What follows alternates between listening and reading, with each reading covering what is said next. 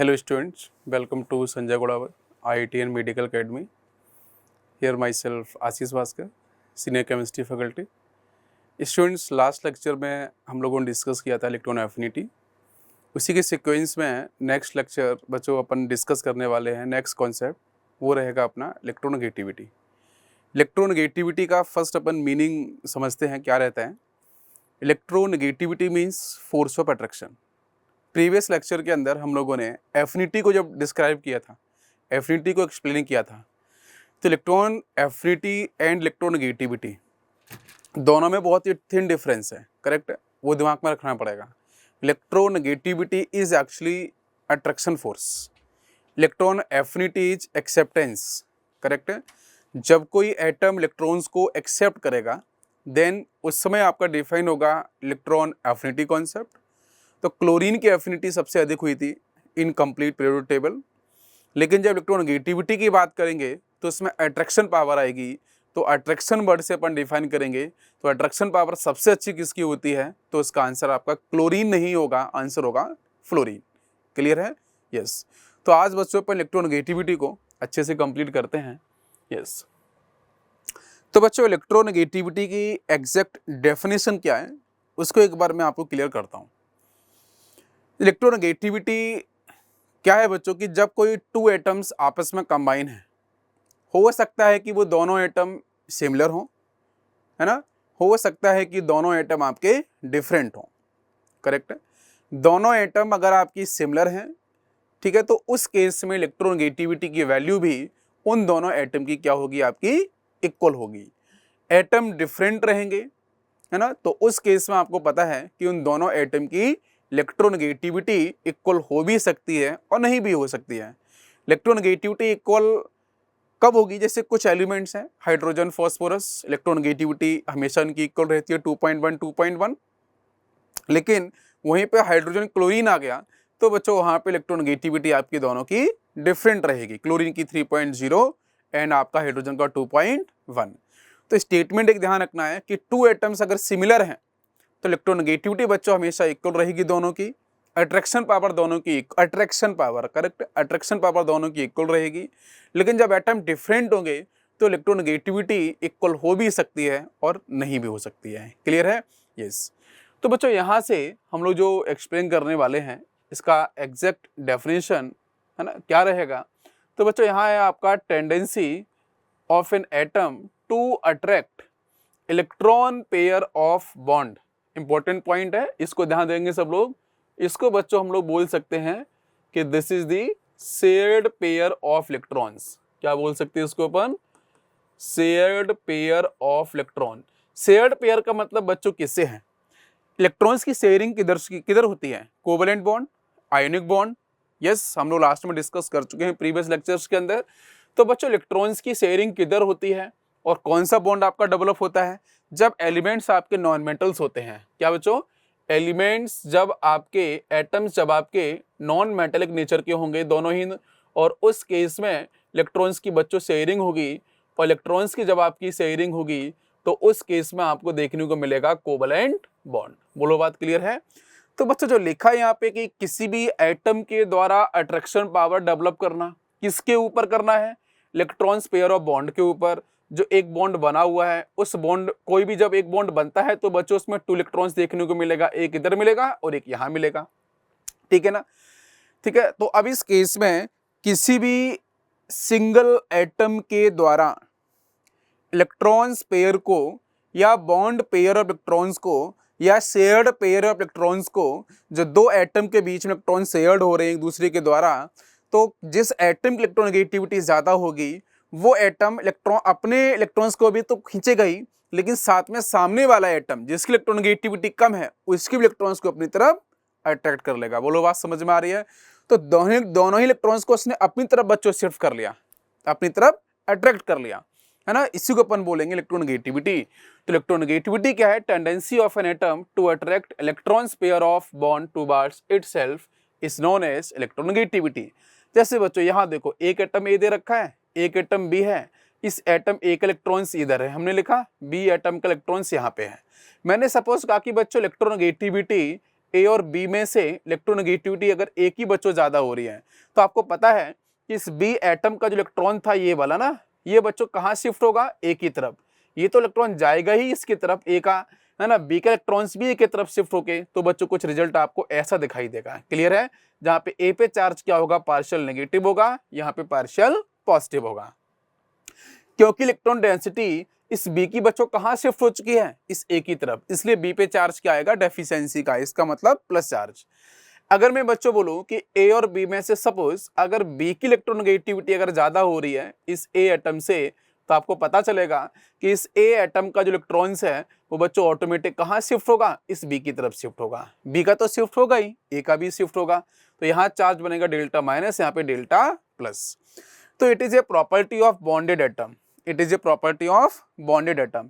जब दो एटम्स आपस में बच्चों बॉन्डेड होंगे, है ना, आपका single bond, double bond, triple bond, ठीक है, तो मैं बेसिकली बच्चों यहाँ बात करूंगा सिंगल बॉन्ड को लेके, ठीक है। सिंगल बॉन्ड को लेके इलेक्ट्रोनेगेटिविटी की प्रॉपर्टीज आपकी प्रॉपर डिफाइन हो पाती है ना, एक्यूरेसी के साथ डिफाइन हो पाती है। तो it is a property of bonded atoms, ठीक है। सिंगल एटम की प्रॉपर्टी नहीं रहेगी, तो इट इज यूनिटलेस क्वांटिटी। ये बच्चों कैसा इंपॉर्टेंट पॉइंट है, यहाँ पे इसकी इलेक्ट्रोनेगेटिविटी की कोई भी यूनिट आपको देखने को नहीं मिलेगी, ठीक है। Yes, next. बिकॉज इलेक्ट्रोनेगेटिविटी कोई एनर्जी नहीं है बच्चों, है ना। इलेक्ट्रोनेगेटिविटी क्या है, एक रेफरेंस है, किसी के रिस्पेक्ट में रिलेटिव क्वांटिटीज की कोई भी आपको यूनिट देखने को नहीं मिलेगी। अब बच्चों आते हैं इस टेबल की तरफ, कुछ इंपॉर्टेंट एलिमेंट्स की जो इलेक्ट्रोनेगेटिविटीज है ना, उनको अच्छे से आपको मेमोराइज करना है, ठीक है। और उसका जो ट्रिक है वो मैं आपको डिस्कस करता हूँ, ठीक है, क्योंकि ट्रिक से आप बहुत ही आसानी से याद भी कर सकते हो, है ना, एग्जाम तक ध्यान देते हैं। तो बच्चों यहाँ पे सबसे पहला element, this is the hydrogen. Electronegativity कितना, 2.1। इसको आपको बिल्कुल याद रखना पड़ेगा। 2.1 इलेक्ट्रोनेगेटिविटी किसकी होगी, हाइड्रोजन की। उसके बाद जब आप बच्चों पीरियोडिक टेबल में लेफ्ट साइड से ट्रेवल करते हो तो सबसे पहला मेटल कौन सा मिलता है, लिथियम। सबसे पहला metal, this is the first metal atom, ठीक है। तो सबसे पहला मेटल एटम कौन सा मिलता है आपको, लिथियम। ये ट्रिक है ना, उसके लिए अपन हेल्प ले रहे हैं। तो इसको तो देखो याद रखना, हाइड्रोजन का 2.1, क्लियर है, याद हो गया होगा। नेक्स्ट बच्चों लिथियम, सबसे पहला मेटल। तो पहला मेटल मतलब फर्स्ट मेटल मतलब 1 लिख दो, फर्स्ट मेटल मतलब 1 समझ में आ गया क्यों लिखा अपन ने। उसके बाद लिथियम से और जैसे जैसे बच्चों पर ट्रेवल करेंगे टुवर्ड्स फ्लोरीन, तो उस केस में आपको कितने का एडिशन करना है, सभी के साथ में 0.5 इस आपको एडिशन कर देना है। तो 1 में 0.5 का एडिशन करो, कितना आ जाएगा 1.5। 1.5 में 0.5 फिर से ऐड करेंगे तो 2.0। 2.0 बच्चों अगेन अपन 0.5 ऐड कर देंगे 2.5। 2.5 में अगेन अपन 0.5 ऐड करेंगे 3.0। 3.0 में अगेन अपन 0.5 ऐड करेंगे 3.5। नेक्स्ट बच्चों यहाँ से 3.5 में अगेन 0.5 को ऐड करेंगे तो 4.0। क्लियर हो गया। रिपीट करते हैं, हाइड्रोजन का 2.1, पहला मेटल कौन, लेफ्ट साइड से लिथियम, कितना आंसर 1। उसके बाद कंटिन्यूअस 0.1, 0.5, 0.5, 0.5 ऐड करते जाएंगे तो बच्चों फ्लोरीन की वैल्यू कितना आ जाएगा आपका 4.0। अब इसके बाद नीचे आते हैं, फ्लोरीन से बच्चों एक पॉइंट नीचे आए, एक स्टेप नीचे आए। जैसे स्टेप अपन नीचे आए तो नीचे आने पे यहाँ पे -1 कर देना है। एक स्टेप नीचे आए ना, एक स्टेप नीचे तो -1, तो -1 किया तो कितना 4 - 1 तो बच्चों 3। आगे सबको समझ में। अब चलते हैं इधर से, तो बच्चों क्लोरीन के बाद आपको मिलेगा यहाँ सल्फर। कितने का डिफरेंस है, ध्यान दो बच्चों। तो यहाँ से यहाँ का डिफरेंस आपको कितना है 0.5 कम करना है, ठीक है। फिर उसके बाद में बच्चों 2.5 से 2.1 पे आएंगे तो 0.4 कम करना है। फिर इसके बाद से बच्चों यहाँ जाएंगे तो -0.3 कम करना है। नेक्स्ट फिर से बच्चों 0.3 कम कर देना है, और ऐसे कंटिन्यूअस अपन 0.3 माइनस करते चले जाएंगे तो सोडियम तक बच्चों आपको आंसर 0.9 मिल जाएगा। बोलो बात समझ में आ रही है।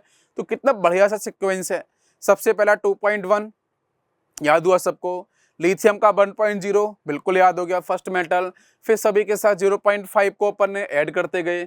एक पॉइंट नीचे आए बच्चों, एक स्टेप नीचे तो -1 कर दिया, फिर यहाँ से अपन ने 0.5 कम किया, फिर 0.4 कम किया, फिर यहाँ से लेके यहाँ तक 0.3 कम कर दिया। तो इस कॉन्सेप्ट पे, इस आसान मेथड से, ट्रिक से अपन ने जो इंपॉर्टेंट एलिमेंट हमारे थे, जो बच्चों बार बार क्वेश्चंस में यूज किए जाते हैं, है ना, तो आपको बहुत ही आसानी से इन एलिमेंट्स की इलेक्ट्रोनेगेटिविटी आपको याद हो गई होगी। बोलो सबको बात समझ में आ रही है? क्लियर यहाँ तक? ओके। नेक्स्ट बच्चों ब्रोमीन का, इसके नीचे आएंगे तो -0.2 कर देना है, फिर नीचे जाएंगे तो -0.3 कम कर देना है। क्लियर है? तो इस तरीके से कंप्लीट हम लोग इलेक्ट्रोनेगेटिविटी की वैल्यूज को याद रखेंगे। अब बच्चों आता है कि इलेक्ट्रोनेगेटिविटी को कैलकुलेट करने के लिए हमारे पास क्या कॉन्सेप्ट है, इलेक्ट्रोनेगेटिविटी किस तरीके से बच्चों फाइंड आउट की गई। तो फर्स्ट क्वेश्चन बच्चों यहीं से भी बन सकता है कि टोटल मिला के कितनी एनर्जीज यूज की जाती हैं इलेक्ट्रोनेगेटिविटी को डिफाइन करने के लिए। ठीक है, जिसमें बच्चों सबसे पहले आती है bond energy, second ionisation energy, तीसरी इलेक्ट्रॉन एफिनिटी। तो आपको ध्यान देना है, बॉन्ड एनर्जी को, है ना, आपको डिफाइन करने के लिए बॉन्ड डिसोसिएशन एनर्जी भी आपके कहीं कहीं बोली जाएगी। ठीक है ना, तो दोनों ही वर्ड आपकी सिमिलर है, बट बॉन्ड डिसोसिएशन में बॉन्ड को ब्रेक करने के लिए एनर्जी आपको सप्लाई करनी पड़ती है, एंडोथर्मिक प्रोसेस। लेकिन बॉन्ड एनर्जी के अंदर एटम्स आयंस कंबाइन करते हैं, कंबाइन करने में अट्रैक्शन फोर्स डेवलप होता है, तो बच्चों वहां पे एनर्जी रिलीज होती है, तो प्रोसेस इज एक्सोथर्मिक। तो यहाँ माइनस में होगा, है ना, मैग्नीट्यूड दोनों का बच्चों सिमिलर होगा, बट ये वाली वैल्यू किस में होगी? माइनस में डिफाइन होगी, बट ये वाली वैल्यू किस में होती है? पॉजिटिव में। ठीक है, इसको अपन लोग पहले भी डिस्कस कर चुके हैं, है ना, प्रीवियस लेक्चर में आप चेक कर सकते हो। ठीक है, नेक्स्ट बच्चों आयनेशन एनर्जी, है ना। आयनेशन एनर्जी का मतलब कि जब किसी एटम के आउटर सेल में इलेक्ट्रॉन्स बच्चों प्रेजेंट है, उसको बाहर निकालने के लिए हम जो बच्चों एनर्जी सप्लाई करते हैं E=H², जो पर एनर्जी सप्लाई करेंगे तो इलेक्ट्रॉन्स बच्चों यहाँ से इजेक्ट होकर बच्चों बाहर चला जाएगा, है ना। तो जो एनर्जी हम पर सप्लाई करेंगे इलेक्ट्रॉन्स को बाहर निकालने के लिए, this is called ionisation energy. और ionisation energy specific define for the yes metals के लिए, क्योंकि बच्चों मेटल्स इलेक्ट्रॉन्स को आसानी से लूज करते हैं। ठीक है ना। इलेक्ट्रॉन एफिनिटी, है ना, एक्सेप्टेंस पावर आपको डिफाइन किया है मैंने, है ना, प्रीवियस लेक्चर में। तो जब कोई बच्चों नॉन मेटल इलेक्ट्रॉन्स को गेन कर रहा होता है ना, तो उस समय जो आपकी एक्सेप्टेंस पावर डिफाइन की जाती है, जो भी एनर्जी का चेंज होता है उसको बच्चों अपन क्या बोलते हैं? इलेक्ट्रॉन एफिनिटी बोलते हैं। क्लियर है? ओके। तो टोटल बच्चों 3 एनर्जीज की रिक्वायरमेंट पड़ती है अगर इलेक्ट्रोनेगेटिविटी को किसी भी एटम के लिए डिफाइन करना पड़ेगा।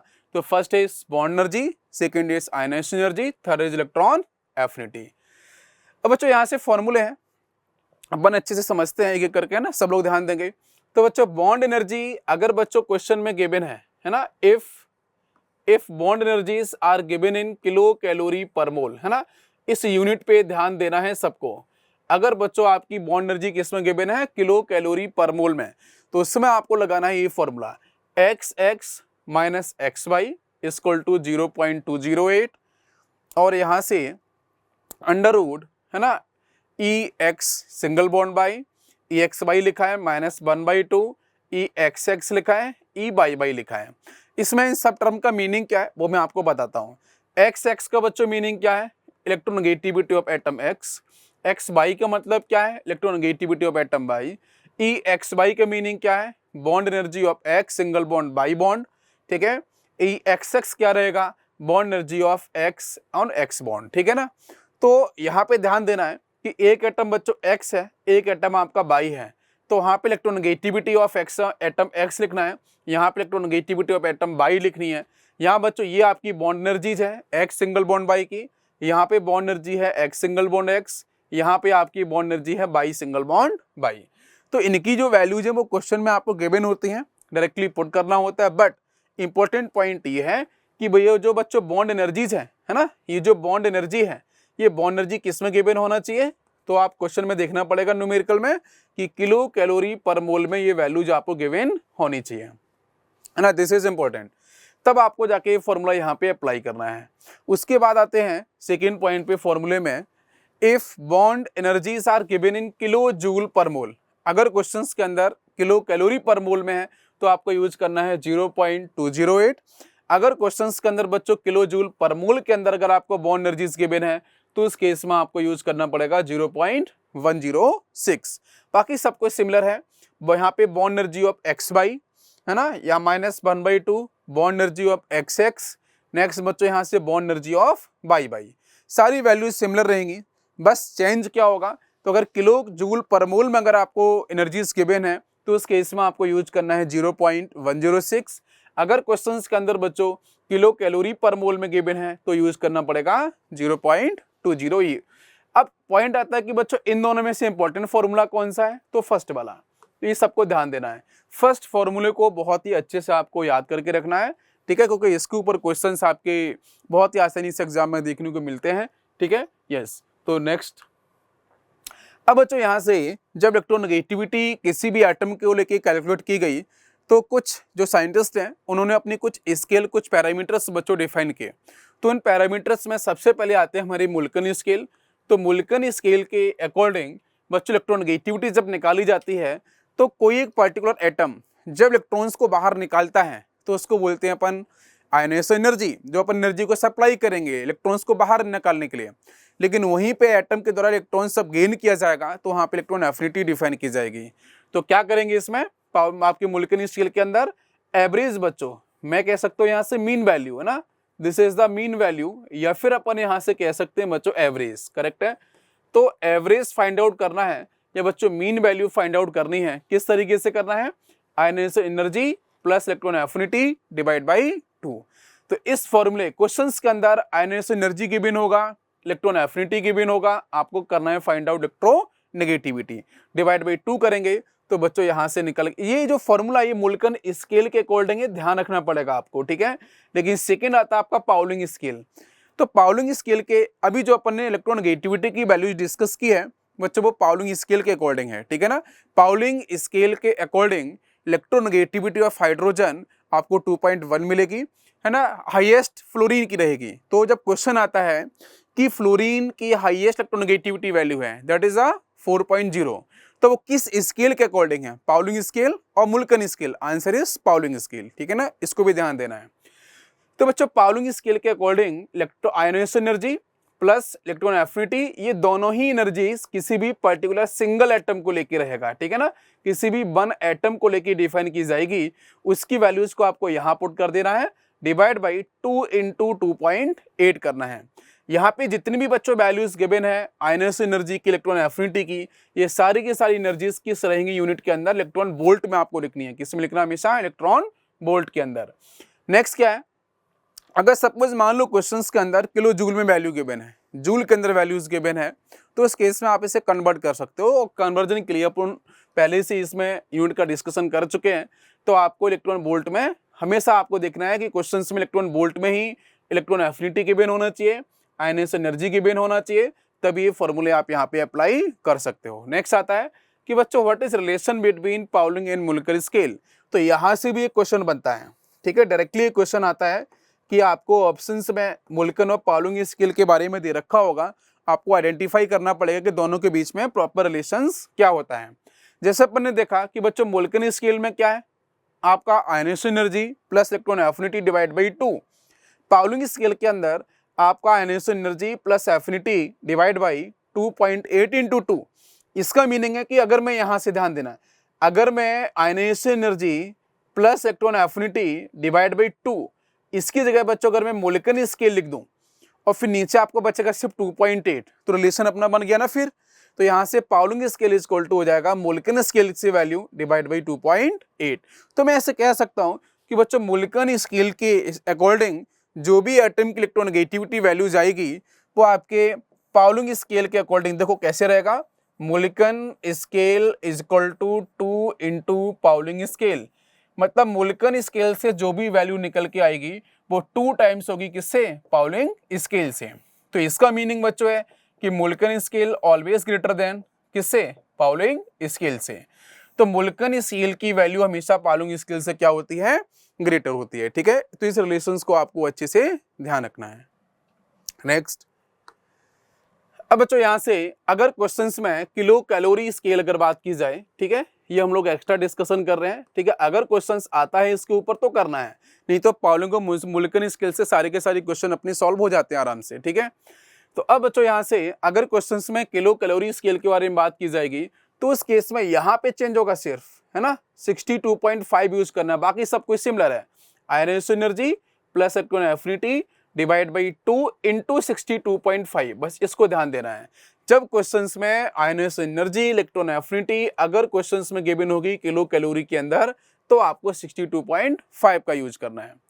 नेक्स्ट आता है ना कि रेडियस और बच्चों जेड इफेक्टिव गिवन होगा। जेड इफेक्टिव का मतलब क्या है, इसका मीनिंग है आपका this is the effective nuclear charge. Effective nuclear charge की वैल्यूज गिवन है, रेडियस की वैल्यू गिवन है, तो फिर अपन बच्चों कैसे निकालेंगे किसी भी एटॉमिक इलेक्ट्रोनेगेटिविटी, तो उसको निकालने के लिए अपन फॉलो करते हैं ऑलरेड-रोसू स्केल। तो electronegativity is equal to 0.359 into Z effective divide by covalent radius, उसका बच्चों अपन करेंगे यहाँ से स्क्वायर और प्लस करेंगे 0.744, ठीक है। तो ये भी अपना एक्स्ट्रा कॉन्सेप्ट है, ठीक है ना। अगर क्वेश्चंस आता है, क्योंकि ये एडवांस के अंदर जब बात करते हैं, है ना, जेईई एडवांस के अंदर बच्चों बात की जाती है, तो इस केस में यहाँ से क्वेश्चंस को आपको देखने को मिल सकता है, ठीक है। बाकी मेंस और नीट में क्वेश्चंस आपके यहाँ से ऑलरेडी-रोसू स्केल से देखने को नहीं मिलेगा। तो बस ये एक्स्ट्रा कॉन्सेप्ट्स है जिसको आप ध्यान रख सकते हो, बाकी हम लोग पहले भी डिस्कस कर चुके हैं। यस, नेक्स्ट बच्चों आते हैं फैक्टर्स अफेक्टिंग इलेक्ट्रोनेगेटिविटी। इलेक्ट्रोनेगेटिविटी को चेंज करने वाले कौन कौन से फैक्टर्स हैं, तो सबसे पहला फैक्टर बच्चों आता है एटॉमिक साइज। अगर कोई दो एटम्स, मैंने पहले डिस्कस किया है कि इलेक्ट्रोनेगेटिविटी जो बच्चों डिफाइन होती है वो बॉन्डेड एटम्स को लेकर डिफाइन होती है। तो बच्चों एक एटम मेरे पास ये है फर्स्ट, ये मेरे पास एटम है सेकेंड, है ना। 2 एटम्स मेरे पास प्रेजेंट है, दोनों एटम्स के बच्चों न्यूक्लियस यहाँ पे प्रेजेंट है, ये दोनों ही एटम आपस में बच्चों बॉन्डेड है, यहाँ पे दोनों के इलेक्ट्रॉन्स आपके डिफाइन किए गए हैं। अब मैं बोलता हूँ कि अगर दो एटम्स के बीच की एटॉमिक साइज की अगर बच्चों डिस्टेंस ज़्यादा है, एटॉमिक साइज अगर बच्चों अगर ज़्यादा हो रहा है, मैं अपने मन से डिसाइड कर सकता हूँ कि दो एटम्स के बीच में मैं अगर एटॉमिक साइज की बात करूँ, अगर बच्चों वो ज़्यादा हो रहा है, तो tendency to attract electrons pair आपका डिक्रीज। अट्रैक्शन कौन करता है बच्चों, न्यूक्लियस। अट्रैक्शन कौन करेगा, न्यूक्लियस। इसका मतलब है कि अगर मैं करूं कि बच्चों यहां से लेके यहां तक की जो डिस्टेंस है दो एटम्स के बीच में वो अगर मैक्सिमम आ रही है ना, तो यहां से यहां तक की वैल्यू भी तो आपको ग्रेटर मिलेगी। और दूसरे एटम अगर बच्चों डिस्टेंस काफी कम इलेक्ट्रॉन्स और न्यूक्लियस के बीच में, तो यहाँ पे अट्रैक्शन ज्यादा होल्ड रहेगा। जहां पे आपकी डिस्टेंस काफी ज्यादा है तो यहाँ पे अट्रैक्शन आपका कम होल्ड करेगा। इसका मीनिंग ये है कि अगर किसी एटम के एटॉमिक साइज की वैल्यू ज्यादा रहेगी, तो उस केस में आपका न्यूक्लियस का अट्रैक्शन उन शेयर्ड पेयर ऑफ इलेक्ट्रॉन्स के ऊपर बच्चों कैसा रहेगा, मिनिमम, मतलब वैल्यू डिक्रीज रहेगी। तो इलेक्ट्रोनेगेटिविटी की वैल्यू भी क्या हो जाएगी, कम। इसका मीनिंग कि electronegativity is inversely proportional to atomic size. जैसे जैसे एटॉमिक साइज इंक्रीज करेगा वैसे वैसे इलेक्ट्रोनेगेटिविटी की वैल्यू भी क्या होगी, कम होती जाएगी। क्लियर है, atomic size inversely proportional to electronegativity. Second point is Z effective. तो जेड इफेक्टिव का मतलब बच्चों किससे है, फोर्स ऑफ अट्रैक्शन से। जेड इफेक्टिव का मीनिंग किससे है, फोर्स ऑफ अट्रैक्शन। अब फोर्स ऑफ अट्रैक्शन भी डिफाइन किसकी वजह से होता है, किसी भी एटम के न्यूक्लियस के द्वारा उसके इलेक्ट्रॉन्स के ऊपर जो शेयर्ड पेयर ऑफ इलेक्ट्रॉन्स हैं उनके ऊपर अट्रैक्शन फोर्स डेवलप करना, करेक्ट है, उसी को बोलेंगे अपन Z effective, effective nuclear charge. तो बच्चों जेड इफेक्टिव की वैल्यू अगर इंक्रीज हो रही है, इसका मतलब फोर्स ऑफ अट्रैक्शन अगर इंक्रीज हो रहा है, तो डेफिनेटली बच्चों, क्योंकि इलेक्ट्रोनेगेटिविटी तो अट्रैक्शन फोर्स ही होता है ना, तो अट्रैक्शन फोर्स की वैल्यू इंक्रीज करेगी तो tendency to attract electrons pair भी इंक्रीज होगा, इलेक्ट्रोनेगेटिविटी की वैल्यू भी क्या करेगी, इंक्रीज। तो इलेक्ट्रॉन जेड इफेक्टिव अगर बच्चों इंक्रीज करेगा तो इलेक्ट्रोनेगेटिविटी की वैल्यू भी करेगी आपकी इंक्रीज। तो आपका second factor. Third factor is positive charge. Positive charge जितना ज्यादा होगा, जैसे किसी एटम ए है उसके पास +3 चार्ज है, किसी दूसरे एटम पे आपका सिमिलर एटम अगर ए लिया अपन ने उस पे आपका +2 चार्ज है, किसी पे +1 चार्ज है ना, तो +1 +2 +3 तीनों एटम बच्चों सिमिलर हैं। तो जिसपे पॉजिटिव चार्ज ज्यादा होगा मतलब वहां पे न्यूक्लियस इलेक्ट्रॉन्स आपके मैक्सिमम रिलीज हो चुके हैं, तो वहां पे प्रोटॉन्स के द्वारा जो अट्रैक्शन फोर्स होगा उसकी वैल्यू क्या होगी, सबसे ज्यादा होगी। तो जितना अधिक बच्चों पॉजिटिव चार्ज रहेगा, जितना ज्यादा पॉजिटिव चार्ज होगा, वहां जेड इफेक्टिव की वैल्यू भी ज्यादा होगी। तो आपका जेड इफेक्टिव अगर ज्यादा हो रहा है, इसका मतलब बच्चों वहां फोर्स ऑफ अट्रैक्शन भी ज्यादा होगा न्यूक्लियस के द्वारा। फोर्स ऑफ अट्रैक्शन अगर ज्यादा रहेगा तो इलेक्ट्रोनेगेटिविटी भी ग्रेटर होगी। तो positive charge directly proportional to electronegativity. जैसे बच्चों क्वेश्चन आया, मेरे पास यहाँ से Cl+ है, यहाँ पे बच्चों क्लोरीन है, यहाँ Cl+3 है, यहाँ Cl+5 है, मेरे पास 4 कैटायंस हैं। है ना, यहाँ पे कैटाइन सिमिलर है, सभी के सभी बच्चों क्लोरीन है, बट पॉजिटिव चार्ज आपका डिफरेंट है, तो उस केस में सबसे अधिक इलेक्ट्रोनेगेटिविटी किसकी रहेगी, जिसके पास पॉजिटिव चार्ज ग्रेटर होगा। तो C+5 इज ग्रेटर, उससे कम रहेगा Cl+3, नेक्स्ट Cl+1, नेक्स्ट आपका क्लोरीन। क्योंकि जितना ज्यादा पॉजिटिव चार्ज होगा इलेक्ट्रॉन्स उतने ही कम मिलेंगे, प्रोटॉन्स की डोमिनेंसी उतनी ज्यादा रहेगी, अट्रैक्शन फोर्स उतना अधिक रहेगा। अगर अट्रैक्शन फोर्स ज्यादा होता है तो इलेक्ट्रोनेगेटिविटी की वैल्यू भी ज्यादा मिलेगी। यस, नेक्स्ट आता है बच्चों यहाँ से टाइप्स ऑफ हाइड्रेशन। अगर हम बात करते हैं ऑर्गेनिक केमिस्ट्री के हिसाब से, तो ऑर्गेनिक केमिस्ट्री में बच्चों क्या है कि मेरे पास कार्बन्स हैं, तो वो अब क्वेश्चन जब आता है कि मेरे पास ऑर्गेनिक कंपाउंड्स गिवन है जहाँ पे सिंगल बॉन्ड है, डबल बॉन्ड है, ट्रिपल बॉन्ड है, तो उस केस में अपन कैसे निकालेंगे इलेक्ट्रोनेगेटिविटी। तो बच्चों वहाँ पे ऑर्गेनिक केमिस्ट्री में इलेक्ट्रोनेगेटिविटी को फॉलो करने के लिए किसी भी पर्टिकुलर कार्बन एटम की अगर आपको निकालनी इलेक्ट्रोनेगेटिविटी, तो बच्चों हमेशा कैसे करना है, तो आपको सॉल्व करना है on the basis of S character, S percentage या पी परसेंटेज, ठीक है ना। तो ध्यान देंगे। तो बच्चों यहाँ से नंबर ऑफ पाई बॉन्ड्स के अकॉर्डिंग अपन चलते हैं और यहाँ से अपन हाइड्रेशन को डिसाइड करेंगे। अगर बच्चों वहाँ पे किसी भी एटम के आसपास अगर आपके पाई बॉन्ड्स 0 हैं, इसका मतलब मैं उसको ऐसे रिप्रेजेंट कर सकता हूँ कि मेरे पास बच्चों एक कार्बन एटम है, इसके साथ में आपके 4 सिग्मा रिप्रेजेंट है, इसमें कोई भी पाई बॉन्ड आपका नहीं है, 4 सिग्मा आएंगे, 0 पाई। मैं यहाँ पे आपके नंबर ऑफ सिग्मा बॉन्ड भी कह सकता था कि अगर बच्चों 0 पाई बॉन्ड होंगे तो फिर सिग्मा बॉन्ड कितना होगा, इधर 4 सिग्मा बॉन्ड होगा, है ना। यहाँ पे मैं सिग्मा बॉन्ड बोल देता हूँ। रिप्रेजेंटेशन कुछ इस तरीके से, सिंगल बॉन्ड मतलब सिग्मा बॉन्ड, है ना। तो उस केस में आपका जो कार्बन एटम का हाइड्रेशन निकल के आएगा वो क्या होगा, sp3 होगा। इसी तरीके से अगर बच्चों 1 पाई बॉन्ड आता है तो रिप्रेजेंटेशन कैसे होगा कि कार्बन हो गया, इस कार्बन के साथ में डबल बॉन्ड हो गया, बाकी 2 सिंगल बॉन्ड, 4 बॉन्ड्स बनने चाहिए।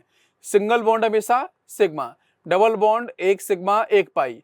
इसका मतलब अगर बच्चों 3 सिग्मा या फिर मैं कहूं 1 पाई बॉन्ड्स, तो इस केस में आपका आंसर क्या होगा, sp2 मिलेगा, है ना, कार्बन एटम का हाइड्रेशन। अगर बच्चों पाई बॉन्ड्स 2 आते हैं, पाई बॉन्ड्स 2 आने का लॉजिक कैसा है कि जैसे मैंने यहाँ लिखा ट्रिपल बॉन्ड, यहाँ पे मैंने सिंगल बॉन्ड, तो यहाँ पे सिंगल बॉन्ड तो सिग्मा, ट्रिपल बॉन्ड के अंदर ऊपर नीचे आपका पाई बॉन्ड, बीच में आपका ये सिग्मा, है ना। इस तरीके से भी हो सकता है, या फिर आपका इस तरीके से, इधर भी डबल बॉन्ड, यहाँ भी डबल बॉन्ड। इस केस में यहाँ पे डबल बॉन्ड में 1 सिग्मा 1 पाई, इधर भी आपका सिग्मा और ये पाई। तो कहने का मतलब है कि ट्रिपल बॉन्ड हो, साथ में एक सिंगल बॉन्ड हो, या फिर कार्बन के दोनों साइड में आपके डबल बॉन्ड्स मिलेंगे, तो बच्चों हमेशा आपको मिलेगा 2 पाई बॉन्ड्स और साथ में 2 मिलेंगे आपको सिग्मा बॉन्ड। क्लियर है।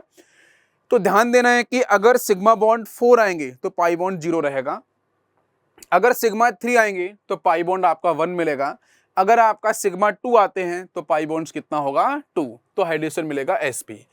तो बच्चों परसेंटेज एस करेक्टर जब निकालते हैं तो उस केस में देखते हैं कि जैसे sp3 आया तो sp3 में s कितना है आपका 1, p कितना है 3, तो कैसे निकालेंगे, s की वैल्यू कितना 1, नंबर्स, p के नंबर्स कितने हैं 3, s कितना है 1, तो 3 + 1 कितना, 3 + 1 कितना, s का नंबर कितना 1, p का नंबर कितना 3, 3 + 1 कितना 4, टोटल नीचे इनटू 100 कितना आएगा आपका 25%, इसे कैंसिल कर देते हैं 25।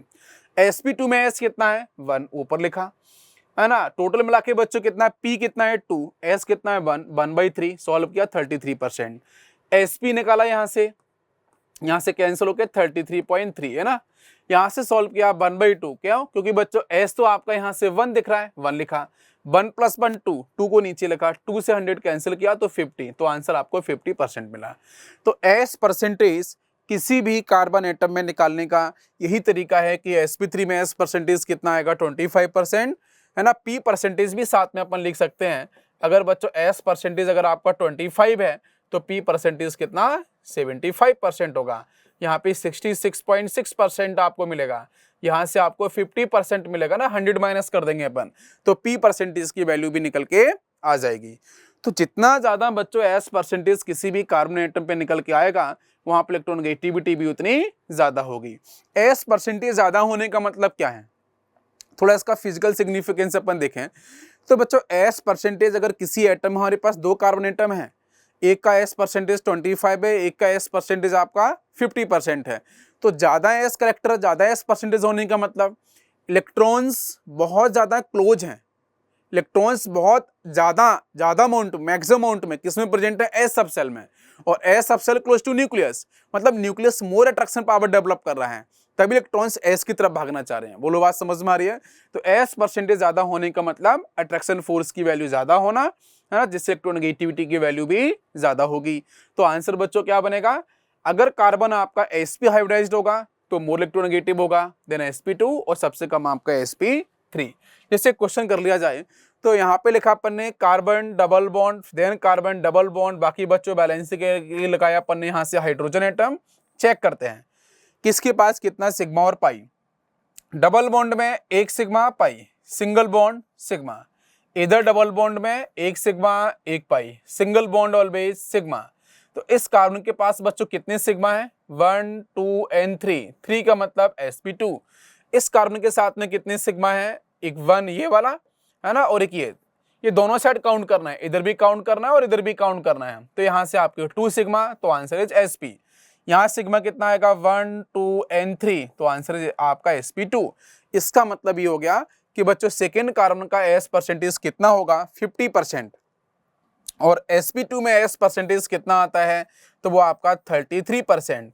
और यहाँ पे s परसेंटेज कितना आएगा आपका? 50%। और यहाँ पे s परसेंटेज कितना होगा? 33%। इसका मीनिंग है बच्चों सेकेंड कार्बनिक इलेक्ट्रोनेगेटिविटी सबसे ज्यादा होगी as compared to 1 and 3। But 1 और 3 में बच्चों दोनों जगह s परसेंटेज इक्वल आया 33%। तो इसका मतलब है यहाँ पे इलेक्ट्रोनेगेटिविटी इक्वल। तो सबसे अधिक किसका होगा? C2 का, उससे कम C1, C1 C3 क्या होगा आपका? इक्वल, क्योंकि वहां पे दोनों का जो हाइड्रेशन है वो इक्वल निकल के आता है।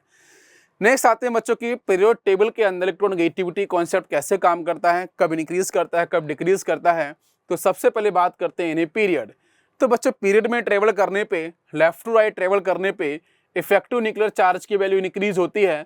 इसका मतलब बच्चों फोर्स ऑफ अट्रैक्शन भी इंक्रीज करेगा, फोर्स ऑफ अट्रैक्शन इंक्रीज करेगा तो इलेक्ट्रोनेगेटिविटी भी इंक्रीज करती है। सेकेंड आता है बच्चों ग्रुप में। इन ग्रुप, तो ग्रुप में टॉप टू बॉटम अगर बच्चों ट्रेवल करते हैं, एटॉमिक साइज की वैल्यू अगर करेगी डोमिनेंट, वो इंक्रीज करेगी, तो बच्चों यहाँ से फोर्स ऑफ अट्रैक्शन की वैल्यू डिक्रीज करेगी न्यूक्लियस के इलेक्ट्रॉन्स के ऊपर, अट्रैक्शन फोर्स की वैल्यू कम होगी, इलेक्ट्रोनेगेटिविटी भी कम मिलेगी। बट बच्चों एक आपका स्पेसिफिक जो ग्रुप आता है जैसे बोरोन फैमिली, उसमें आपको याद करना पड़ेगा। वैसे अगर मैं इसका आंसर लिखना चाहूँ कुछ ऐसा आना चाहिए था इस ऑर्डर के हिसाब से कि बोरोन, यहाँ से aluminium, gallium, this is indium and last is thallium. Answer क्या बनना चाहिए आपके अकॉर्डिंग कि सबसे अधिक बोरॉन, एल्यूमिनियम, गैलियम, सबसे कम बच्चों थैलियम का आना चाहिए था। ऐसा कुछ ऑर्डर आपको दिखना चाहिए था, बट ऐसा ऑर्डर आपको नहीं मिलेगा। तो आपको ध्यान रखना पड़ेगा, ये गलत आंसर रहेगा। सही आंसर क्या होगा? सबसे अधिक आपका बोरॉन, उससे कम thallium, then indium, then gallium, then आपका एल्यूमिनियम। ठीक है, इसको आपको ठीक से याद करके रखना है। यस, नेक्स्ट बच्चों आता है एप्लीकेशन ऑफ इलेक्ट्रोनेगेटिविटी में। फर्स्ट पॉइंट आएगा कि percentage character, percentage ionic character आपको निकालना है किसी कोवलेंट बॉन्ड के अंदर, है ना, जब इलेक्ट्रोनेगेटिविटी डेल्टा EN आपका डिफाइन हो। कैसे निकालेंगे? ध्यान देना, क्वेश्चंस में डेल्टा EN की हेल्प से आपको करना है find out percentage ionic character. तो इसका बच्चों ये फॉर्मूला है, इस फॉर्मूले को हम लोग अच्छे से याद रखेंगे कि 16 डेल्टा EN क्या है? डेल्टा EN बच्चों है डिफरेंस। डेल्टा EN क्या है? डेल्टा EN ये है कि अगर मान के चलो बच्चों एक एटम A है, एक एटम B है, दोनों एटम आपस में कनेक्टेड है, बॉन्डेड हैं, तो यहाँ से अपन को डिफरेंस निकालना है। Electronegativity of atom A minus electronegativity of atom B, ठीक है ना, बड़ी वैल्यू माइनस छोटी वैल्यू। डेल्टा EN, तो यहाँ पे 16 bracket delta EN plus 3.5 delta EN, उसका बच्चों स्क्वायर। सेकेंड क्या है? अगर आपको परसेंटेज आयोनिक करेक्टर मिल जाएगा तो परसेंटेज कोवलेंट कितना आएगा मॉलिक्यूल्स का, तो 100 में से माइनस करेंगे अपन, जो भी यहाँ से निकल के आएगा परसेंटेज आयोनिक करेक्टर। तो जितना ज्यादा बच्चों आपको मिलेगा परसेंटेज आयोनिक करेक्टर, इलेक्ट्रोनेगेटिविटी की वैल्यू भी ज्यादा होगी डेल्टा EN, या डेल्टा EN अगर बच्चों ज्यादा होता है, क्योंकि सारी वैल्यूज पॉजिटिव हैं, जो डेल्टा EN की वैल्यू अगर ज्यादा होती है तो परसेंटेज आयोनिक करेक्टर भी आपको ज्यादा मिलेगा। और परसेंटेज आयोनिक करेक्टर अगर बच्चों ज्यादा होता है, इसका मतलब मॉलिक्यूल्स में कोवलेंट करेक्टर आपको कम मिलेगा। But delta EN inversely proportional किसके होगा? आपके कोवलेंट करेक्टर के। क्लियर है? नेक्स्ट, पोलैरिटी ऑफ बॉन्ड बच्चों डिसाइड करते हैं डेल्टा EN के बेस पे। जैसे 2 एटम्स बच्चों हाइड्रोजन है, इधर भी हाइड्रोजन है, इधर भी हाइड्रोजन है, दोनों आपस में कनेक्ट हैं सिंगल बॉन्ड से, है ना। दोनों की इलेक्ट्रोनेगेटिविटी बच्चों 2.1 2.1, तो डेल्टा एन डिफरेंस कितना आएगा 2.1 माइनस 2.1 कितना 0 हो जाएगा। तो नेचर ऑफ बॉन्ड बच्चों कैसा हो गया आपका नॉन पोलर, कोई पोलरिटी नहीं देखने को मिली। अब यहाँ से हाइड्रोजन फ्लोरीन देखा HF बॉन्ड, तो यहाँ पे H की इलेक्ट्रोनेगेटिविटी 2.1, फ्लोरीन की 4.0, तो यहाँ बच्चों डेल्टा एन की वैल्यू कैसी मिलेगी आपकी नॉट इक्वल टू 0, यहाँ 0 नहीं आने वाली, तो बच्चों नेचर ऑफ बॉन्ड कैसा मिलेगा आपको पोलर मिलेगा। तो डेल्टा एन की वैल्यू जितनी ज्यादा होगी बॉन्ड की पोलरिटी भी उतनी ही ज्यादा मिलेगी। तो बच्चों ध्यान का देना है कि सिमिलर एटम्स के बीच बनने वाला बॉन्ड ऑलवेज कैसा होगा आपका नॉन पोलर। क्यों? क्योंकि वहां पे डेल्टा एन की वैल्यू बच्चों हमेशा क्या मिलेगी आपको 0 मिलेगी, इसकी वजह से हमेशा आपका बॉन्ड कैसा रहेगा नॉन पोलर। नेक्स्ट क्या है, डिफरेंट एटम्स के बीच बनने वाला bond non polar and polar दोनों हो सकते हैं, वो डिपेंड करेगा आपका इलेक्ट्रोनेगेटिविटी के डिफरेंस के ऊपर। नेक्स्ट बच्चों आता है bond strength is also depends upon delta N.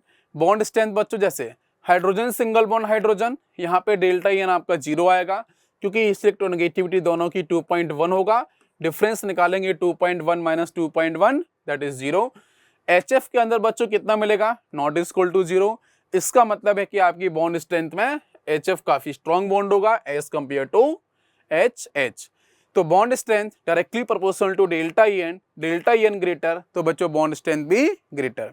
But एक क्वेश्चन यहाँ से आता है, ये क्वेश्चन काफी इंपॉर्टेंट सा है। अक्सर बच्चे यहाँ मिस्टेक क्या कर देते हैं कि HF में देखा तो यहाँ पे डेल्टा एन कितना आया 1.9, ठीक है, आप माइनस करोगे ना 4.0 माइनस 2.1, तो यहाँ से 10 माइनस 1 कितना 9, यहाँ से 3 माइनस 2 कितना 1, तो डेल्टा एन बच्चों यहाँ 0 नहीं आ रहा है, बट यहाँ पे 0 आएगा। N ट्रिपल बॉन्ड है नाइट्रोजन गैस N2 के मॉलिक्यूल्स में कितना मिलेगा 0, तो अपन बोल सकते हैं कि सर इसका 1.9 उसका 0, तो HF का जो बॉन्ड स्ट्रेंथ है वो ज्यादा होना चाहिए N2 गैस से, बट इसका आंसर हो जाएगा यहाँ पे आपका रॉन्ग। जब दोनों मॉलिक्यूल्स के बॉन्ड ऑर्डर इक्वल हों, है ना, तभी आपको लगाना है, ठीक है। या तो देखो दो मॉलिक्यूल सिंगल बॉन्ड से कनेक्ट हो, लगा दो आप आंसर डेल्टा एन का। दोनों डबल बॉन्ड से कनेक्ट हैं, आप लगा सकते हो। ट्रिपल बॉन्ड से दोनों कनेक्ट हैं, आप दोनों मॉलिक्यूल्स में ट्रिपल बॉन्ड आया, लगा सकते हो प्रिंसिपल। बट जब बॉन्ड ऑर्डर ही डिफरेंट है, यहाँ बॉन्ड ऑर्डर बच्चों 3 आ रहा है, 3 आपके बॉन्ड्स दिख रहे हैं, यहाँ पे सिंगल बॉन्ड दिख रहा है, तो फिर उस केस में डेल्टा एन कॉन्सेप्ट को नहीं लगा सकते हो, फिर लगाना पड़ता है बच्चों बॉन्ड ऑर्डर। यहाँ ट्रिपल बॉन्ड है, यहाँ सिंगल बॉन्ड है, इसको ब्रेक कर पाना काफी मुश्किल है, जिसकी वजह से बॉन्ड स्ट्रेंथ का आंसर क्या होगा आपका N2 गैस का ज्यादा होगा एज कंपेयर टू आपका H2। नेक्स्ट बच्चों आता है नोमेनक्लेचर ऑफ बाइनरी कंपाउंड्स, ये भी डिपेंड करता है डेल्टा एन के ऊपर, इलेक्ट्रोनेगेटिविटीज के ऊपर। तो रूल्स क्या है बच्चों, सबसे पहले प्रीफिक्स यूज करना है, किसका नंबर, प्रीफिक्स नंबर यूज करना है, किसके लिए लो इलेक्ट्रोनेगेटिव एलिमेंट्स के लिए। उसके बाद में आपको उसका नाम लिखना है लो इलेक्ट्रोनेगेटिव एलिमेंट्स का। उसके बाद में फिर आपको प्रीफिक्स यूज करना है number of high electronegative atom के लिए, और लास्ट में उस हाई इलेक्ट्रोनेगेटिव एटम का नेम लिखना है, और लास्ट में सफिक्स में ID। तो ID आपको सफिक्स में यहाँ पे यूज करना पड़ेगा। और उसके बाद में तो सबसे पहले बच्चों कौन सा आएगा, सबसे पहले आपको मिलेंगे लो इलेक्ट्रोनेगेटिव आपके एलिमेंट्स या एटम्स। उसके बाद फिर कौन से मिलेंगे, उसके बाद में मिलेंगे आपको हाई इलेक्ट्रोनेगेटिव एटम, है ना, ये सीक्वेंस फॉलो करना है, और लास्ट में IDE लगा देना है। जैसे अगर क्वेश्चंस मेरे पास आया कि बच्चों N2O5 का आपको नेमिंग करना है, तो कैसे करेंगे, तो N2O5 में लो इलेक्ट्रोनेगेटिव एटम कौन सा है नाइट्रोजन, हाई इलेक्ट्रोनेगेटिव एटम कौन सा है ऑक्सीजन।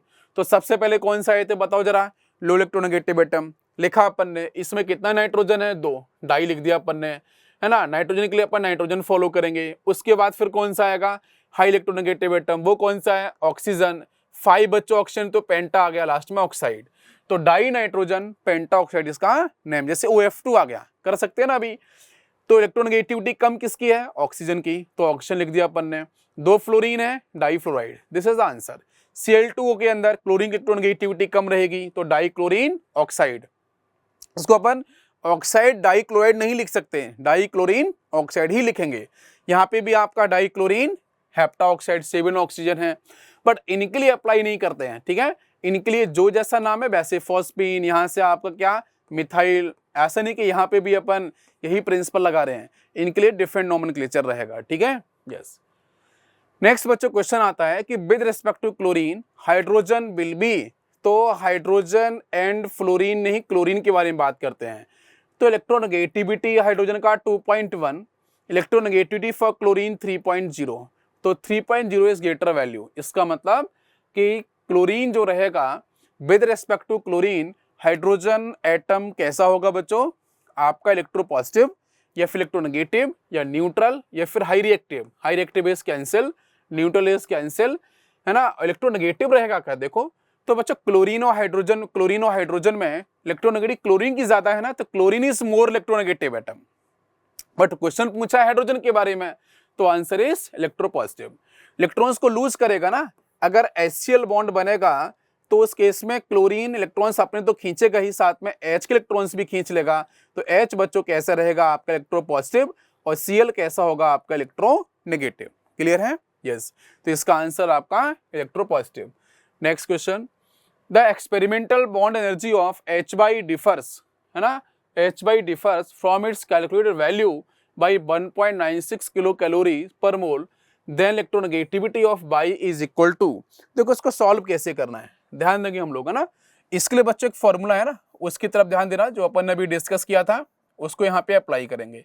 क्वेश्चंस में बॉन्ड एनर्जी गिवन है किलो कैलोरीज के अंदर, तो कैसे फॉलो करेंगे, तो यहाँ से इलेक्ट्रोनेगेटिविटी, है ना, इलेक्ट्रोनेगेटिविटी ऑफ हमारे पास कौन सा बच्चों यहाँ से मॉलिक्यूल है, H दे रखा है, तो अपन ऐसे फॉलो करेंगे, electronegativity of H minus electronegativity of Y is equal to 0.208 under root of delta EN। Delta EN की वैल्यू बच्चों कितना गिवन है, डिफरेंस, ये डिफरेंस अपन को पहले से गिवन है, एक्सपेरिमेंटल एंड कैलकुलेटेड वैल्यूज का कितना है 1.96, तो ये डिफरेंस आपका 1.96। अब इसको बच्चों सॉल्व करेंगे, यहां से इलेक्ट्रोनेगेटिविटी कितना होगा हाइड्रोजन का 2.1 होगा। इसका आंसर आपको करना है फाइंड आउट बाई का, तो कैसे लिखेंगे ध्यान देते हैं। तो x by is equal to, इसको मैं इधर लेके जाता हूं x बाई को, तो ये वैल्यू इधर आ जाएगी, तो यहां से होगा आपका XH इधर से, यस, तो यहां से आपकी जो वैल्यू हो जाएगी, है ना, वो देखने को आपको मिलेगी, यस। तो यहां से आपका हो जाएगा दिस इज दी H, यहां से X, this is the XH, then minus आपका हो जाएगा 0.208 एंड अंडर रूट 1.96। अब इसको बच्चों करते हैं सॉल्व। अब XH की वैल्यू कितना है 2.1, है ना, 2.1 माइनस ये हो गया आपका 0.208, है ना, अंडर रूट को बच्चों सॉल्व किया तो यहाँ से आपको मिलेगा 1.4, है ना, मल्टीप्लाइड बाई 1.4, और इस कैलकुलेशन को जब अपन करेंगे तो बच्चों यहाँ से आपका XY का जो रिजल्ट निकल के आएगा, electronegativity of by atom, it is equal to 1.81। तो कैलकुलेशन आप इस तरीके से कर सकते हो, बहुत ही आसान है, बस ये फॉर्मूला आपको याद रखना है। अगर ये फॉर्मूला आपको याद रहेगा तो बहुत ही आसानी से कैलकुलेशन आपकी कंप्लीट हो जाएगी।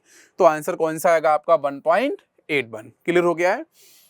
नेक्स्ट क्वेश्चन देखते हैं, when the polarity of bond AB is delta, यहां से रिप्रेजेंट किया है इस बॉन्ड की आपकी इलेक्ट्रोनेगेटिविटी या बॉन्ड पोलैरिटी को, ठीक है, express in SI units, the relationship between electronegativity difference in, तो इसका फॉर्मूला कौन सा रहेगा, तो इसके लिए फॉर्मूला आपका आएगा, यहां से ध्यान दो, XA माइनस XB, है ना, इक्वल टू 0.1017 और आपका अंडर रूट के अंदर डेल्टा। डेल्टा मतलब क्या है बच्चों, डिफरेंस है ना, एक्सपेरिमेंटल और कैलकुलेटेड वैल्यू का डिफरेंस है। तो आपको ये आंसर मिलना चाहिए, बाकी कहीं कोई ऑप्शंस में ऐसा नहीं दे रखा है तो वो आपका रॉन्ग होगा। Answer is 4th। Next, the electronegativity difference between 2 chlorine atom of Cl2 molecules is 0। तो बताना है कि बच्चों बॉन्ड आपका कैसा मिलेगा, कोवलेंट, आयोनिक, किस तरीके से। तो ध्यान देते हैं इसके सॉल्यूशन पे। तो सॉल्यूशन बच्चों यहाँ पे कहा है कि क्लोरीन सिंगल बॉन्ड, क्लोरीन का फॉर्मेशन हो गया, ठीक है। इन दोनों आपके एटम्स में इलेक्ट्रोनेगेटिविटी का डिफरेंस बच्चों 0 है। अब इसकी वैल्यू इलेक्ट्रोनेगेटिविटी की 3.0, इसका भी 3.0। डेल्टा EN जब अपन निकालेंगे तो 3.0 माइनस 3.0 जब करेंगे तो आंसर आपको कितना मिलेगा, 0 ही मिलेगा। तो इलेक्ट्रोनेगेटिविटी का डिफरेंस अगर बच्चों 0 आ गया, इसका मतलब इसमें कोई भी पोलैरिटी नहीं होगी। जब पोलैरिटी नहीं होगी तो मॉलिक्यूल्स कैसा होगा, बॉन्ड कैसा होगा, तो आंसर होगा आपका नॉन पोलर, वो भी बच्चों 100%।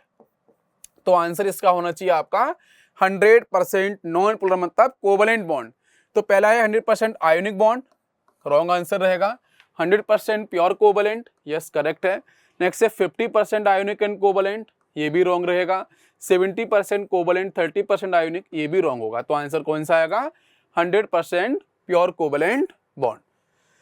नेक्स्ट है कि रिगार्डिंग इलेक्ट्रोनेगेटिविटी, है ना, फर्स्ट आपका लिखा है इसमें statement, the elements with maximum electronegativity fluorine, yes correct statement. In Pauling scale the reference element is silicon, this is wrong.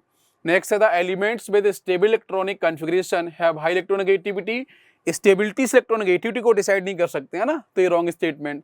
The elements with maximum electropositivity hydrogen, answer is wrong, क्योंकि बच्चे electropositive तो metals होते हैं ना, तो hydrogen तो नहीं हो सकता है, इसलिए आंसर रॉन्ग हो जाएगा। तो इसका आंसर कौन सा करेक्ट आएगा आपका, ओनली 1।